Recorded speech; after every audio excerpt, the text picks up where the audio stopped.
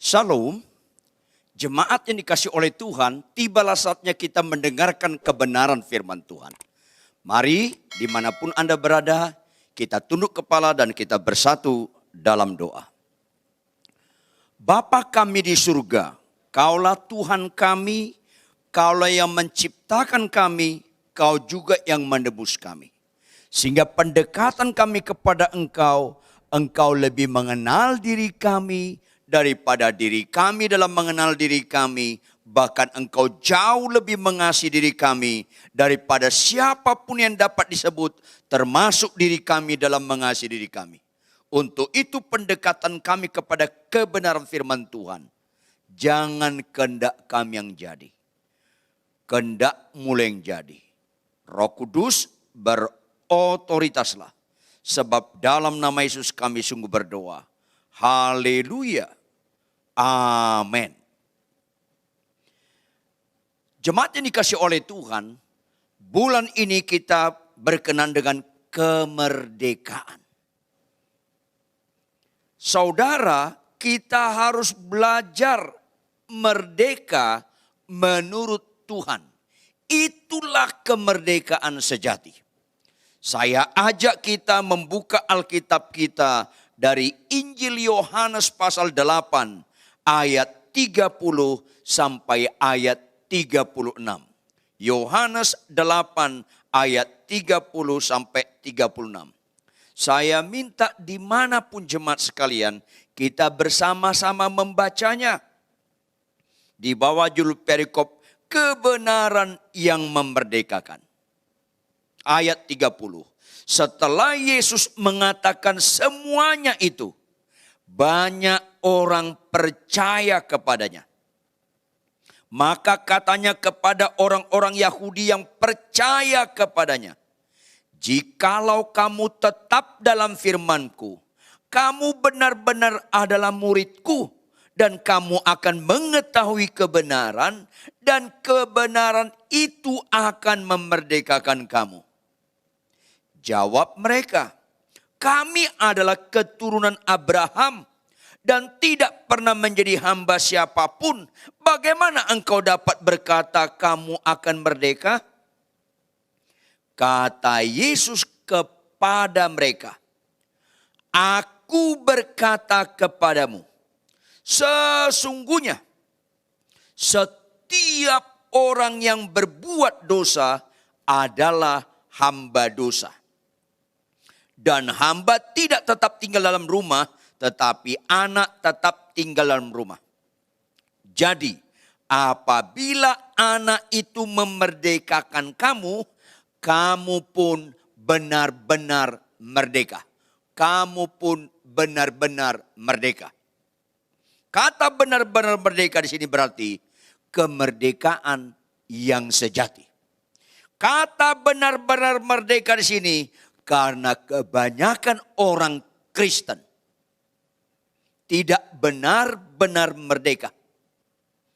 Bahkan banyak orang Kristen sudah lahir baru, bahkan bukan lahir baru, aktivis gereja, bahkan kami banyak hamba Tuhan atau pendeta belum benar-benar merdeka. Betapa pentingnya kita memahami dan hidup dalam kemerdekaan yang sejati. Saya memerlukan konsentrasi kita sekalian sangat-sangat ekstra supaya kita boleh bukan saja memahami, tetapi minta pertolongan Roh Kudus, Roh Penolong, supaya kita sebelum ajal kita tiba, kita benar-benar merdeka atau memiliki kemerdekaan yang sejati. Konteks kebenaran ini dimulai dengan kata setelah Yesus mengatakan semuanya itu. Apa yang dia katakan? Lihat perikop-perikop sebelumnya. Bahwa Yesus adalah terang dunia. Bahwa Yesus bukan dari dunia ini. Maka respon pendengar setelah Yesus mengatakan semuanya itu, banyak orang percaya kepadanya. Kritisi, kata banyak orang percaya kepadanya bukan berarti semua orang percaya kepadanya. Jadi kita tidak kaget kalau kita khotbah masih ada orang yang gak percaya. Yesus khotbah pun masih ada orang gak percaya. Diberkatilah Bapak Ibu jemaat sekalian. Kalau kita mendengarkan firman Tuhan, kita responi dengan percaya. Kata percaya di sini bukan sekedar percaya sakit sembuh. Karena bukan itu kata percaya di sini. Karena 10 orang sakit kusta, semuanya percaya kepada Yesus. Yesus sanggup menyembuhkan mereka. Dan semuanya sembuh. Tapi satu yang percaya menurut Yesus. Jangan lupa, sakit sembuh bukan ukuran percaya. Tapi mempersembahkan hidup kita kepada Tuhan. Mempercayakan hidup kita kepada Tuhan. Itulah namanya percaya menurut Yesus. Lihat ayat 31. Lihat ayat 31. Maka katanya kepada orang-orang Yahudi yang percaya kepadanya. Jadi lebih fokus. Bukan untuk semua orang. Tapi kalimat-kalimat firman Tuhan berikutnya ditujukan kepada orang-orang Yahudi yang percaya kepadanya. Yang mempercayakan hidupnya kepada Yesus. Yang menerima Yesus sebagai Tuhan dan Juru Selamatnya secara pribadi. Pertanyaan Bapak Ibu Saudara, jemaat sekalian. Apakah orang sudah terima Tuhan secara pribadi sebagai Tuhan dan Juru Selamat sudah merdeka? Itu pertanyaan penting. Sudah merdeka? Sudah sungguh-sungguh merdeka? Jangan salah Bapak Ibu. Setiap orang bertobat lahir baru. Terima Yesus Kristus sebagai Tuhan dan Juru Selamatnya secara pribadi. Sudah merdeka secara de jure. Tapi belum merdeka secara de facto. Ini penting sekali. Makanya kebanyakan orang Kristen bertobat lahir baru.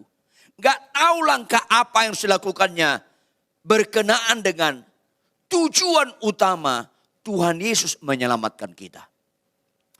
Kebanyakan orang Kristen seperti ini. Bahkan tidak sedikit kami, para pendeta hamba Tuhan, belum benar-benar merdeka. Lihat, apa kata Tuhan kepada orang Yahudi yang percaya. Saya ulangi, yang percaya, yang bertobat lahir baru, terima Yesus sebagai Tuhan dan Juru Selamatnya secara pribadi. Apa kata Tuhan Yesus? Ada beberapa poin. Poin pertama, jikalau kamu tetap dalam firman-Ku. Itu poin pertama, kepada orang bertobat lahir baru terima Tuhan Yesus. Langkah berikutnya, kamu harus tetap dalam firman Tuhan. Yang kedua, kamu benar-benar adalah murid-Ku. Jadi orang bertobat lahir baru terima Tuhan Yesus secara pribadi tidak otomatis benar-benar murid Tuhan jikalau tidak tetap dalam firman Tuhan. Poin berikutnya, dan kamu akan mengetahui kebenaran. Banyak kita orang Kristen, bahkan banyak kita pelayan firman, pengkhotbah, gak mengetahui kebenaran. Seolah-olah kita datang kepada Tuhan, apa yang kita minta pasti dikabulkan Tuhan. Itu kan orang gak tahu kebenaran. Seolah-olah semua sakit pasti sembuh. Itu kan gak tahu kebenaran. Seolah-olah siapa orang percaya kepada Yesus pasti tidak kena COVID-19. Ini kan gak tahu kebenaran. Apalagi kalau orang percaya kepada Yesus pasti bisa ke Israel. Itu kan gak tahu kebenaran. Anda sampai mati gak pernah ke Israel juga gak ada kaitan dengan kebenaran atau tidaknya Anda. Puji Tuhan Anda bisa ke Israel. Tapi puji Tuhan kalau Anda gak ada dana gak ke Israel. Gak jadi masalah serius. Gak ada Alkitab berkata upah orang gak ke Israel adalah maut. Gak ada. Ini seringkali orang gak tahu kebenaran. Akhirnya diberitakan bukan kebenaran. Apalagi kalau makan perjamuan kudus pasti sembuh. Kalau ikut Yesus pasti kaya. Ini kan menyedihkan. Akhirnya apa kata Tuhan Yesus? Kalau kita benar-benar murid Tuhan, kita akan mengetahui kebenaran. Baru kemudian berikutnya, kebenaran itu akan memerdekakan kamu. Kekayaan tidak pernah memerdekakan kita. Banyaknya jadwal khotbah tidak pernah memerdekakan kita. Menjadi pendeta terkenal tidak pernah memerdekakan kita. Sakit sembuh tidak pernah memerdekakan kita. Hanya kebenaran yang memerdekakan kita. Camkan hal ini. Apa respon pendengar? Nanti kita bahas poin-poin itu lebih terperinci. Apa respon pendengar? Loh, kami adalah keturunan Abraham. Gak pernah menjadi hamba siapapun. Bagaimana engkau dapat berkata kamu akan merdeka? Benar, orang Yahudi itu keturunan Abraham. Tapi itu representatif hal-hal lahiriah. Orang Yahudi keturunan Abraham secara lahiriah. Orang yang sungguh-sungguh beriman, percaya kepada Yesus, hidup dalam kebenarannya, itu namanya keturunan Abraham dalam iman. Makanya Abraham itu bapak orang beriman. Hal lahiriah keturunan Abraham. Saudara, puji Tuhan Anda ke gereja terus-menerus. Bagus. Puji Tuhan Anda aktivis gereja. Bagus. Puji Tuhan Anda bisa punya karunia nubuat, karunia mujizat. Bagus. Puji Tuhan Anda bisa khotbah. Bagus. Puji Tuhan Anda punya gelar teologi S1, S2, S3. Bagus. Tapi itu tetap dimensi lahiriah yang bukan ukuran sejati untuk kemerdekaan yang sesungguhnya. Tidak heran Tuhan berkata pada zaman akhir banyak orang teriak, Tuhan, Tuhan, Tuhan. Kami banyak bernubuat demi namamu. Kami banyak mengusir setan demi namamu. Kami banyak melakukan mujizat demi namamu. Semuanya dalam bentuk kata kerja terjadi. Tetapi Tuhan Yesus tanpa basa-basi berkata, aku tidak kenal engkau. Enyah kau pembuat kejahatan. Karena bernubuat, berbahasa roh, mengusir setan, mujizat, dibutuhkan gereja. Tapi itu bukan ukuran kemerdekaan sejati. Sehingga Tuhan gak ragu-ragu berkata, aku tidak kenal engkau. Enyah kau pembuat kejahatan. Dengan sederhana Tuhan berkata, kata Yesus kepada mereka, ayat 34 ini ayat kunci. Kata Yesus kepada mereka, aku berkata kepadamu. Kenapa Yesus perlu mengucapkan aku berkata kepadamu, padahal Yesus bicara pada mereka. Kalau Yesus bicara pada mereka, yang langsung saja terangin. Kenapa harus pakai kata-kata aku berkata kepadamu? Karena ada penekanan yang sering kali kita lalaikan. Aku berkata kepadamu, ada penekanan. Camkan hal ini, jangan pernah lupa dan kerjakan. Itu kata-kata aku berkata kepadamu. Gak boleh lupa sampai mati. Aku berkata kepadamu. Kata berikutnya, sesungguhnya. Artinya yang sebenarnya. Tidak relatif. Sesungguhnya yang sebenarnya. Setiap orang. Arti setiap orang. Tidak ada pengecualian. Engkau jemaat biasa. Engkau aktivis. Engkau worship leaders, engkau singers, engkau pendeta, engkau pengkhotbah, bahkan engkau ketua sinode, engkau punya karunia nubuat, engkau punya karunia kesembuhan, engkau punya karunia nabi, terserah setiap orang. Tidak ada pengecualian. Setiap orang yang berbuat dosa adalah hamba dosa. Itu tegas sekali.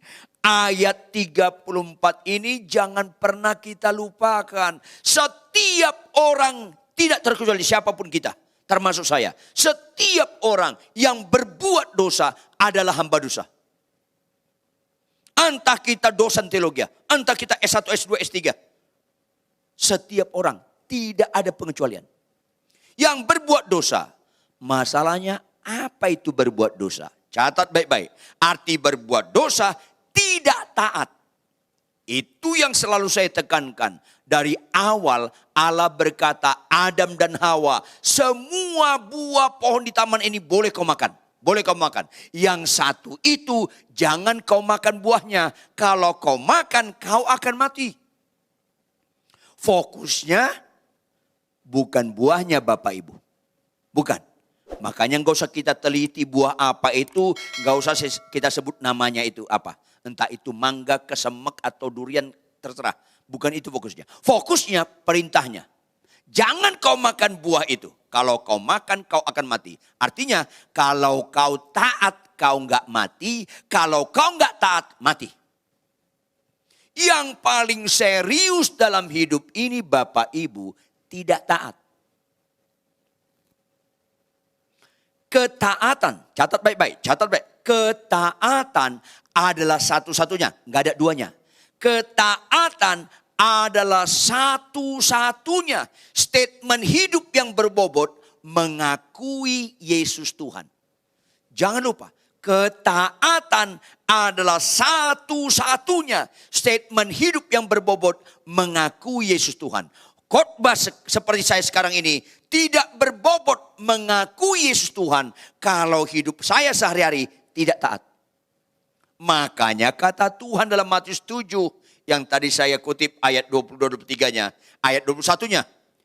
Pada zaman akhir banyak orang teriak, Tuhan, Tuhan. Apakah dalam bentuk doa, apakah dalam bentuk penyembahan, apakah dalam bentuk mujizat, nubuat.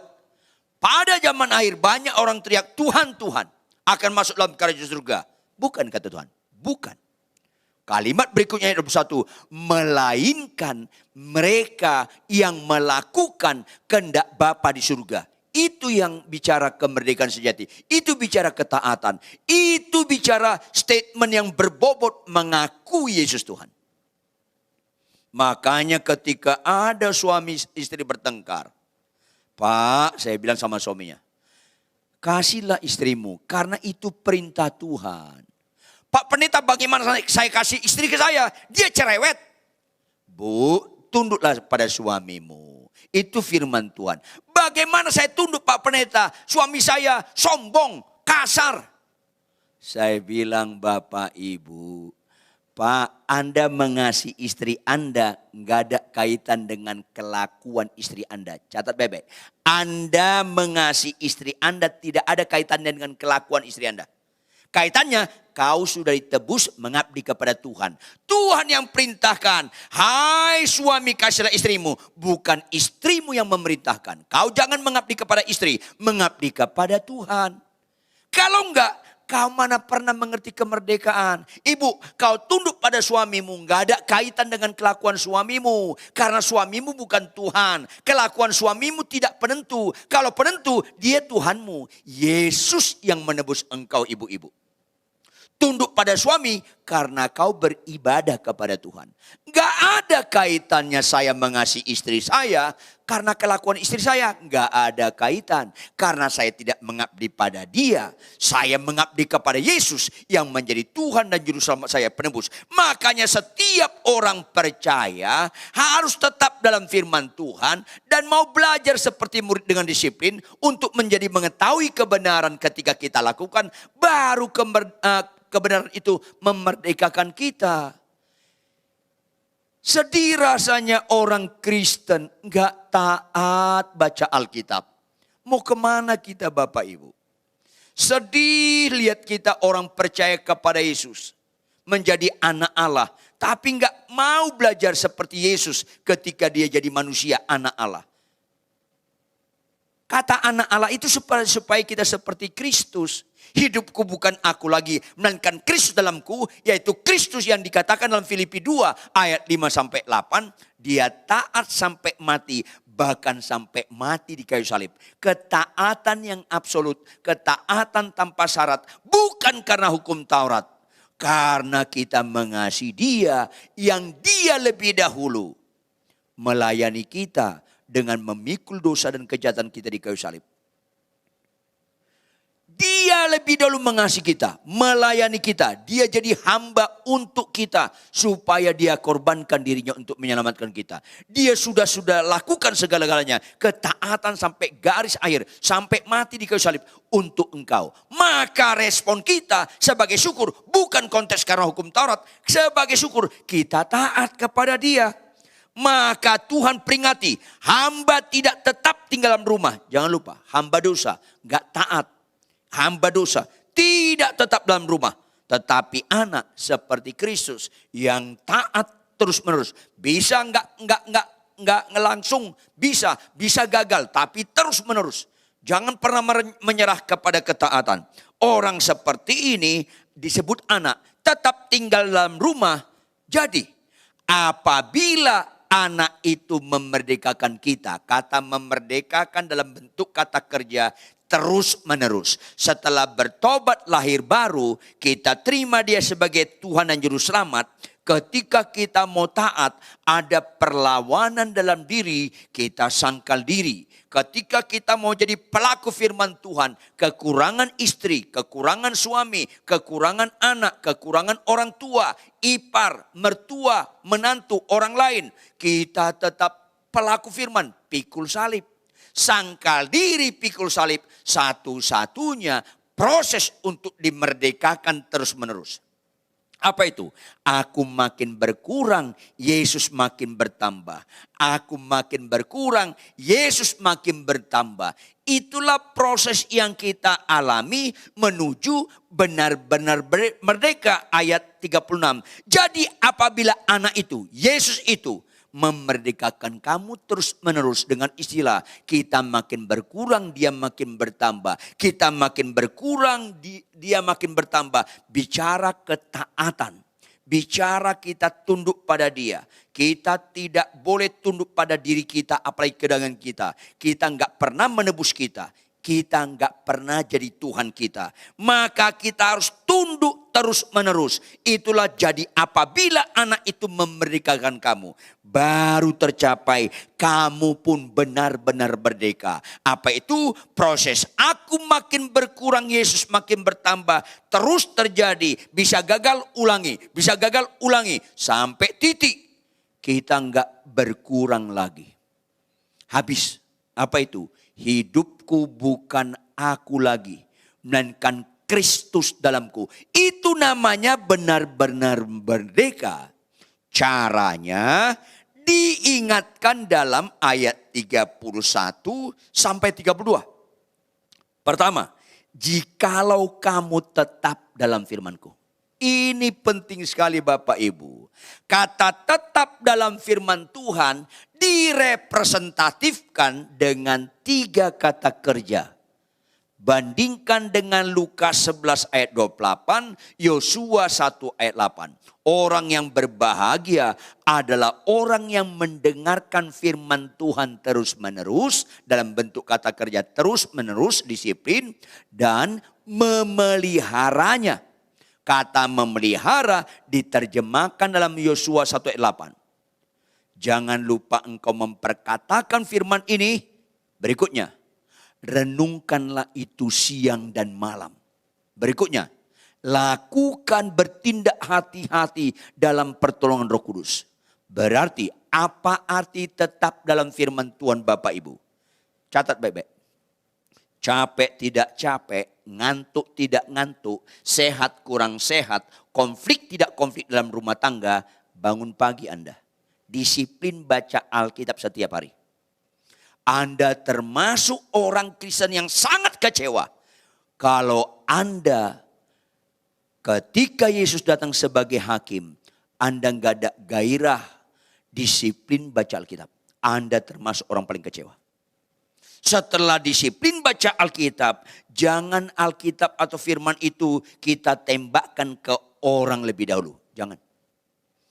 Bukan untuk istri kita lebih dahulu. Bukan untuk suami. Tapi untuk diri kita. Apa itu? Renungkan firman itu siang dan malam. Renungkan artinya khotbahkan ke diri sendiri. Pengkhotbah yang benar adalah berkhotbah yang dia lakukan.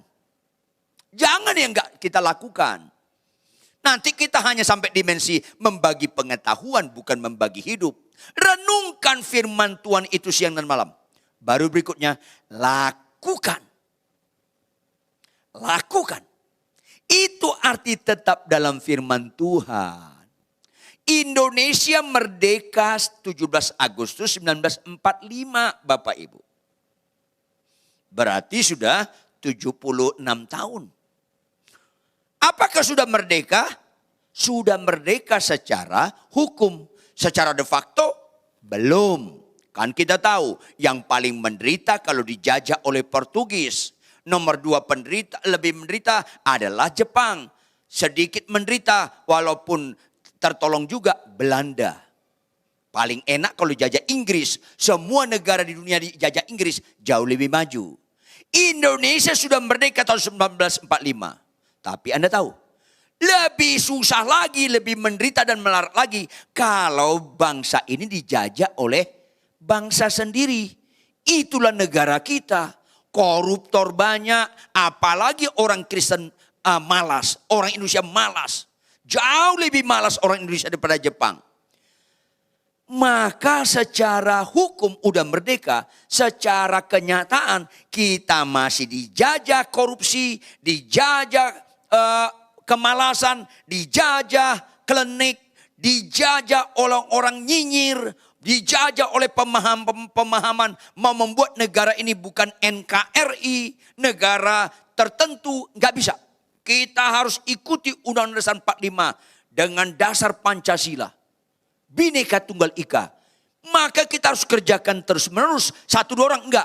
Presiden sendiri tidak. Semua kita harus mengerjakan. Itulah artinya orang percaya bertobat lahir baru. Terima Yesus sebagai Tuhan Juru Selamat. Sudah merdeka secara de jure. Secara de facto harus terus menerus. Kita tetap dalam firman Tuhan. Membaca dengan disiplin. Merenungkannya siang dan malam dengan menembakkan pada diri kita. Lakukan. Itu terus menerus. Maka disebut kamu benar-benar adalah muridku. Artinya disiplin, disciples. Disiplin, gak boleh malas.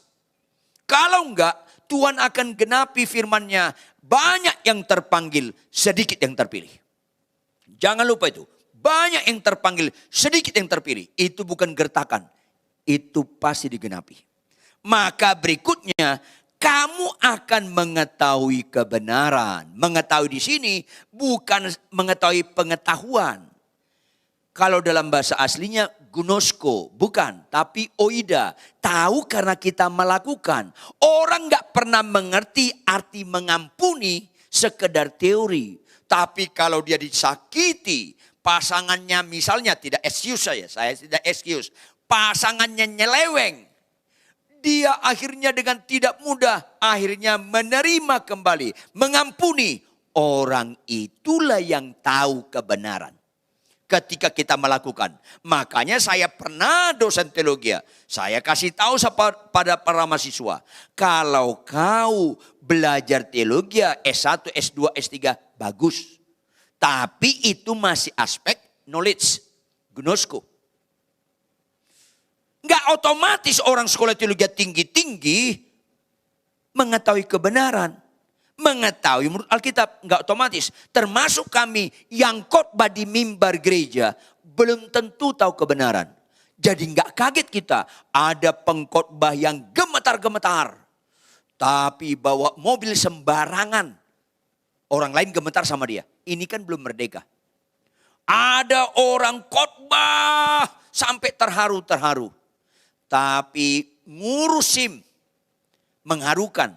Main duit. SIM tembak. Demikian juga banyak orang khotbah pelayanan. Punya istri simpanan, cerai. Ini kan gak ngerti kebenaran. Mengerti kebenaran berlaku kepada semua orang. Latar belakang sekolah teologi atau tidak latar belakang sekolah teologi. Pelayan, worship leader, singers, pengkhotbah atau jemaat biasa. Sepanjang kita menerapkan kebenaran firman Tuhan yaitu membaca disiplin, merenungkan, melakukan. Baru kita mengetahui kebenaran. Dan berikutnya bagian terakhir. Kebenaran itu satu-satunya. Gak ada lain. Kebenaran itu akan memerdekakan kamu terus-menerus. Jadi pelaku firman, bapak-bapak apapun yang terjadi jangan ragu kasih istrimu. Ibu-ibu apapun yang terjadi jangan ragu tunduk pada suamimu. Anak-anak apapun yang terjadi jangan ragu hormati orang tuamu. Bapak, ibu apapun yang terjadi tetap baca Alkitab tiap hari. Renungkan, lakukan. Balas kejahatan kebaikan. Ampuni kesalahan orang lain. Bayar pajak dengan tertib. Apa saja taati firman Tuhan. Orang pelaku firman Tuhan dikatakan Yohanes 14 ayat 15. Jikalau kamu mengasihi aku, itulah benar-benar merdeka. Apa syaratnya kata Tuhan? Engkau taat melakukan segala perintahku. Kenapa kita taat melakukan segala perintahnya? Bukan saja dia Tuhan. Bukan saja dia Tuhan penebus. Kita dulos yang ditebus, dibeli. Maka kita mengabdi kepada dia. Bukan saja dia Tuhan. Tetapi setiap perintahnya absolut kebenaran. Apa saja perintahnya absolut kebenaran. Dan apapun perintahnya representatif kehendak dia. Ketika kita hidup dalam kehendaknya, disitulah kita hidup dalam kebenaran. Memang ada kadang-kadang daging kita melawan, tapi Roh Kudus dikirimkan kepada kita, menginsafkan kita akan dosa, akan kebenaran dan akan penghakiman. Juga dia Roh penolong, Roh yang memimpin kita dalam seluruh kebenaran, menolong kita terus menerus mentaati dia sehingga kita merdeka dalam segala situasi seperti pandemi COVID-19 ini atau situasi apapun ketika orang jahat pada kita, tetap kita mengasihi orang. Pelaku-pelaku firman Tuhan menjadi berkat. Disitulah kita benar-benar merdeka. Mari Bapak Ibu, dalam momentum kemerdekaan Indonesia, hayati arti kemerdekaan menurut Alkitab. Maka orang yang benar-benar merdeka adalah orang bukan sekedar mempercayakan hidupnya kepada Yesus, tapi yang paling indah mujizat di atas segala mujizat adalah orang menjadi orang kepercayaan Yesus. Kalau orang menjadi kepercayaan Yesus, pasti berkat-berkat yang dipercayakan pada kita, kita pakai untuk kemuliaannya selama-lamanya. Sehingga kita menjadi surat-surat yang terbuka. Benar-benar mereka melakukan kebenaran. Kita menjadi surat-surat terbuka yang bisa dibaca orang. Sehingga makin banyak lutut bertelut dan mulut mengaku Yesus Tuhan. Tuhan Yesus memberkati seluruh jemaat sekalian. Mari kita tunduk kepala dan kita bersatu dalam doa.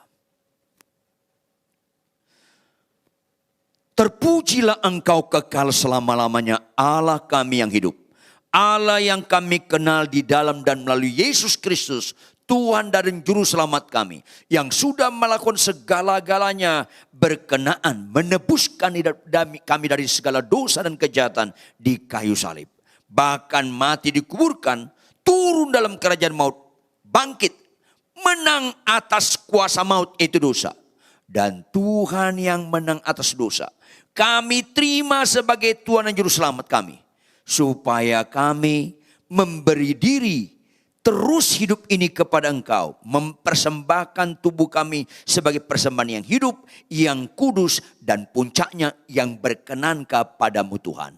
Supaya kami diproses, dimerdekakan terus menerus.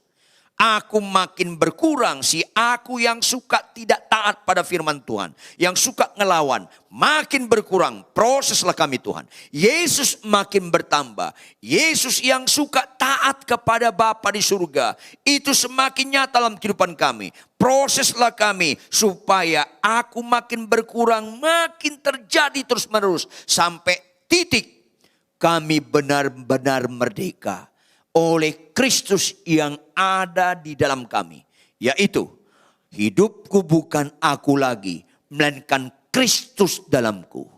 Untuk itu Tuhan, terjemahkan lebih lanjut kebenaran firman ini dengan segala kekayaan maknanya, lebih daripada hamba-Mu jelaskan. Dan tolong Roh Kudus, jika ada dosa dan kejahatan kami, ditegur secara langsung atau tidak langsung. Ketidaktaatan kami, ditegur secara langsung atau tidak langsung. Ampuni, ampuni, ampuni kami. Supaya proses kemerdekaan terus menerus terjadi pada setiap kami.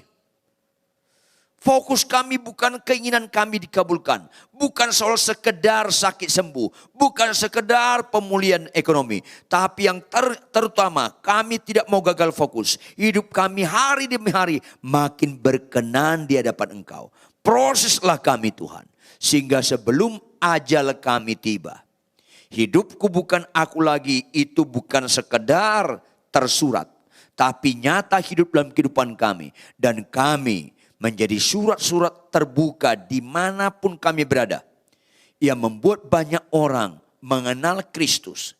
Dan lutut bertelut dan mulut mengaku Yesus Tuhan. Semakin banyak orang percaya kepada Yesus. Dan mengikuti proses yang Tuhan kehendaki. Supaya makin banyak orang benar-benar merdeka. Dalam kebenaran inilah berkati seluruh jemaat-Mu dalam nama Yesus. Berkati seluruh aktivis gereja kami, GBE Eklesia, Taman Semanan dengan seluruh cabangnya. Berkati Bapak Gembala kami, keluarga, semuanya dalam kasih karunia Tuhan. Ingatkan mereka, tidak ada yang sia-sia dalam melayani Tuhan. Bahkan setiap hamba-hambamu yang mengambil bagian di dalam multimedia, bagian dalam rekaman, sound system, semuanya Tuhan. Berkati mereka. Sebab dalam nama Tuhan Yesus Kristus kami sungguh berdoa. Haleluya. Amin. Tuhan Yesus memberkati jemaat sekalian. Shalom.